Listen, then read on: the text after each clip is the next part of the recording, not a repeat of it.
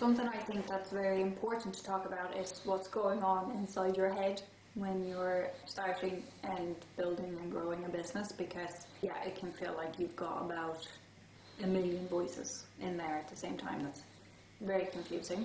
Because I think even people who are quote unquote born entrepreneurs, all media, TV, film, etc., it puts you in the mindset of this is what an employee's life is like. And so it's really, really difficult to break out of that mindset of, I can make any decision I want and I can create the success that I want to have in business. And we're so conditioned, especially from like education when we're young, to be, you sit quietly in your classroom, people tell you what to do, they tell you when to speak to other people, all of these things. And then when you get into business, you realize nobody's going to come and tell you. Save you. No. Yeah, exactly. So you have to go out and make the opportunity, create that look, as it were. So that mindset is... literally everything happen. So that's why being in control of your own mind, because it's not your friend a lot of the time. Its sole purpose is to keep you alive. And to keep you alive for your brain means, in most cases, to keep you safe, meaning in your comfort zone, which won't generally get you the results you want, because low risk, low reward. Exactly, and usually that also means that safety is certainty. So you're not going to do something that you're not sure that you're going to achieve. Exactly, so trying new things is really, really hard, because it's obviously not something you're certain about if you've never done it before. But that's why I found that there are 3 sort of core beliefs that we've plugged into our lives as we started this business, and that's helped us move forward even when we really didn't feel like it. First, you have to believe that your goal or your vision, your dream business is actually achievable, and that it's out there, and that it's everything you want it to be. So here it's also about creating that vision, like a juicy vision that you actually want to achieve. Because if it's something that's maybe a tiny bit better than the last job you had that you hated, but it's not amazing enough to get you to take that extremely uncomfortable action, then you probably need to supercharge the idea in a way to go for something that really makes you go, wow, that would be incredibly, satisfying. Yeah, or I mean, if it doesn't excite you and you feel like, it would be nice to have a kind of a business where I don't hate getting up every morning, then it's probably not big enough.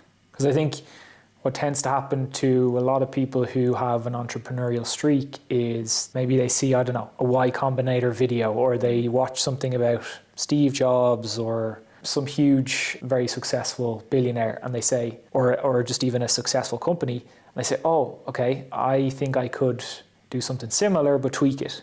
And it's like, there's no problem with doing that. But the problem is if you think they can achieve it, but you can't achieve it, or you just want to be where they are and you don't love every moment of the journey to get there, then you haven't created that, juicy vision as you're talking about. Yeah. That vision has to be your vision more so than it's someone else's vision. So it's not that the goal you have is achievable in the sense that, I've seen other people do that. It's achievable as in, I want to do it and I think it can be done. Absolutely, because then it takes us to the next core belief, which is not only believing that it's there and that it's achievable, you also have to believe that it's going to be worth it, which is where the juiciness becomes even more important, because you're not going to drag yourself out of bed, 5 a.m. in the morning to go out and shoot content for your marketing, or put yourself out there and do a live Facebook stream if you haven't done that before, promoting your new product. If you don't believe that going through all of that uncomfortable action will get you to a result that you've been dreaming about. Yeah, and again, this leads back into the idea of a lot of people want to be rich, but they don't necessarily have an idea that they think is worth the blood, sweat and tears to be rich. Yeah. And being rich is obviously only one of the many, many reasons that someone would start a business. And definitely it's not the most important one. But it's that whole idea of, if you can't commit to it, if you can't commit to your business, it's unlikely that you're going to do the things that are outside your comfort zone, that are the risks, quote unquote, that you have to take to succeed. It's unlikely that you'll ever take those steps if you don't, when the going gets tough, decide, yeah, no, I'm just going to plow ahead. I'm just going to keep going. I'm going to lean into this. And I think it's a valid point to mention money. I think like we can all agree that we go into business because we want to make more money than we think we could make in a job, right? Like that's one of the main reasons. But also attached to this, it'll be worth it belief is, like you're saying, what is my why? Like, why else do I want to start this business, and why is it worth it for me to achieve this goal? Because what happens, let's say my goal is to make $100,000 a year. What happens when I make that? Is that the sole reason for me starting my business? Like, what is the deeper purpose that'll make everything so worth it? In a practical sense, coaches out there who talk about what's your mantra in your business, and it's like, what's that 1 or 2 sentence thing that you would tell yourself in good times or in bad moments in your business to say, like, this is why I do it. And it just steals your determination, like, yes, this is why I'm doing it. So therefore I'll continue. That's definitely, in a practical way, a good thing. If you believe that would help your mindset, I think definitely a very powerful tool. But otherwise, I think it has to be not just about money. I think it has to have something where some kind of fulfillment in yourself that you're going to get from it, whether it's helping people, whether it's meeting new people, whether it's something that is not measurable, something that's not tangible that you're going to get from it, some enjoyment. Yeah, because I mean, money really, all it is a means to an end. It's not the money you're after. It's a feeling of whether it's safety for you and your family, whether it's more freedom, enjoyment, like the money in its own right. Like that's not the result we're looking for, because anytime we do things or we buy stuff we want, it's to get a feeling that we're after. Because then once you are really clear about why you're doing this and your purpose for why you want to achieve these results that will be so worth all the effort, you're also going to have to lean into the third core belief, which is that you will be 100% certain that you're going to get there and that you will create these results for yourself, and not doubt that for a second and let those limiting beliefs and fear, because really that's all limiting beliefs are. They're just fear and uncertainty around what we can actually achieve and accomplish, and not let those dictate what you do on a daily basis in your business. Absolutely, and I think that third core belief is probably the most difficult, and I don't think even we have yet probably mastered it yet either fully. I mean, it's something that we're recognizing. Challenges are something that you're going to have every day in growing a business, so that's why it's something that might feel like it's the hardest one to sort of nurture, because it's the one that's being tested all the time.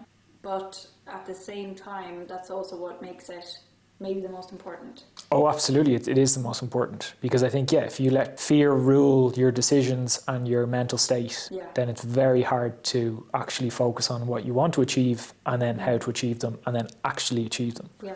And I mean, this belief is what will make you take action, because if you don't believe that you're going to get to the result you want to get by taking this specific action, you're not going to do it. No, I mean, you just need to have pure belief in yourself. And it doesn't mean that you have to be arrogant about what you can do and what you can't do. It's just more an idea of, it doesn't matter what the challenge is, doesn't matter if I know everything now or I don't. It's a belief that no matter what the challenge that hits me, I'll put myself in a position, or I'll be the person that I need to be to solve those problems and to move forward. What I see it as, and I think it's a billion-dollar business niche in and of itself, all of these business biographies, all of these really successful people who you want to read about because you want to read their story. And I think usually the nugget that you get out of it, or the crazy anecdotes that you hear, the likes of a Steve Jobs or a Bill Gates, it's just that they did not give up in any way, shape or form. And that's the thing that people think is, that's their magic secret. But I don't think they're that special in the sense of that they didn't give up.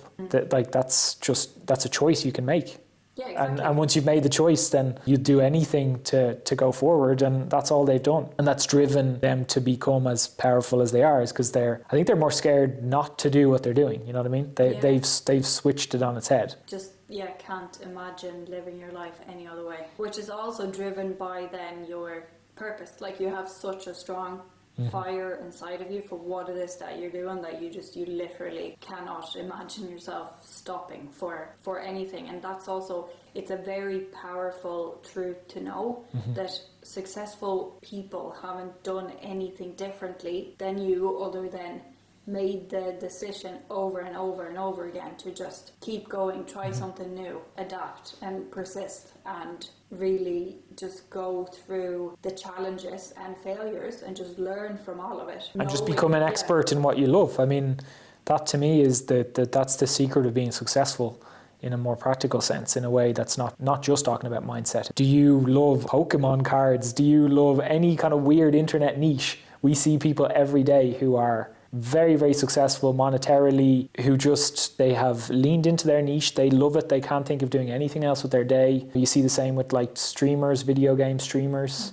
that they've turned it into something that supports themselves and their families, and they play video games all day. It's crazy. You would never have thought of that 10 years ago, that would be something that you're just a random person who wasn't famous could do. Which is, it's amazing, and it just shows that really your ability to think up your vision, and then your ability to decide and commit to it, and then keep working towards it with the belief that I am going to get there, I will find it. That's literally all you have to do, and what separates you now from where you want to be. Exactly, because I think there's been a lot of things in the past 5 years, I would say, as maybe the macroeconomic conditions in the world have gotten a bit more difficult, is like, oh, you can do a side hustle in this or a side hustle in that. And there's nothing wrong with having a side hustle, but it's going to be almost impossible to turn your side hustle, if you really love it, into what you want to do as your job, instead of having instead of being an employee, if you don't believe that it's worth it. It's something I can achieve, and it's something I will achieve. It's a belief I have that's unshakable. You have to commit to it. You can't just say, oh, well, this is just my side hustle until I find a better job, or It's a way of protecting yourself from really working towards your dream. Yeah. Because this is also fear, which is the one major thing that's holding us back from anything that we really want, because we're scared of not getting there, but we're also maybe scared of actually getting there, which is a huge contradiction in itself. The amount of people I've talked to in my past professional life in the legal industry, and the people that we've talked to now in terms of business owners, it's like every one of them who is solo or went solo or started their business, they all kind of said the regret they have is, oh, I wish I took the plunge earlier, because they kind of waited until it was safe to go full time. And I think that's the lesson, is once you make that change mentally, once you decide, no, I'm all in on this, then it's only a matter of time before, the rest will fall into place. The practicalities of going solo, of starting your business, of being successful in that business. Yeah. And one of the most important lessons I've learned is that you get the results that you are comfortable with getting. So you're not going to get further to where you want to be just because you work harder or you think that you're doing something differently. It's all about being truly resourceful and throwing yourself out into stuff that makes you really uncomfortable more often than not. You're not going to get exceptional results with an unexceptional vision, shall we say. And you can, that unexceptional vision, you can work 18 hours a day for 2 years at, and fair play if you do it, but that exceptional result is very unlikely. So it's like the whole idea of dream big, succeed big, and dream small, succeed small. Because once you're comfortable with dreaming big, and you're also comfortable with your journey not being one straight line, then you're going to be unstoppable when you can see failure as part of your journey and as part of your way of getting to your result. For all of us who value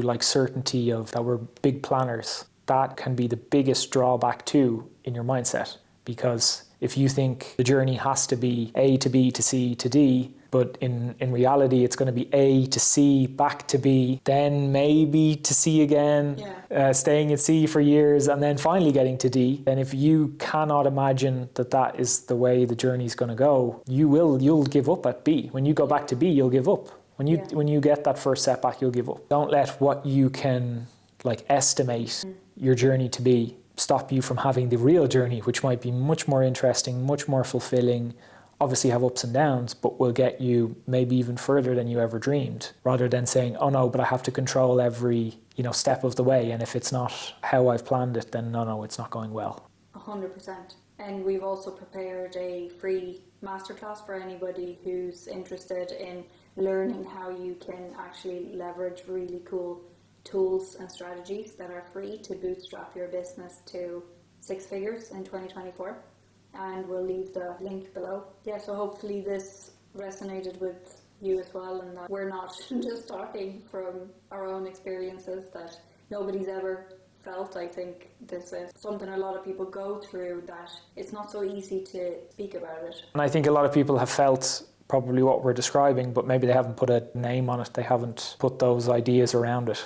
Yeah. And I think once you can recognize the patterns that your brain may be making to limit you, and figuring out that it is just a pattern and that you can break it, and as long as you can feel like, no, this isn't me, this is just a pattern dictating the way I'm thinking, then you can break it anytime you want, and you can, break through that glass ceiling that you're putting on your own mindset and on your own actions in your business. Yeah, so that was all we had for this conversation, and stay tuned and follow us for more similar conversations, and definitely get involved, get in the comments, let us know if you've had similar experiences or if you've had different experiences, because we always want to learn from business owners especially, or from people who want to be business owners. What are the things that they feel are holding them back in their mindsets? Because the more we know, the more we can help you. Actually, if you feel comfortable sharing your biggest limiting belief that's been holding you back most recently in your business, we'd love to hear about it. Absolutely.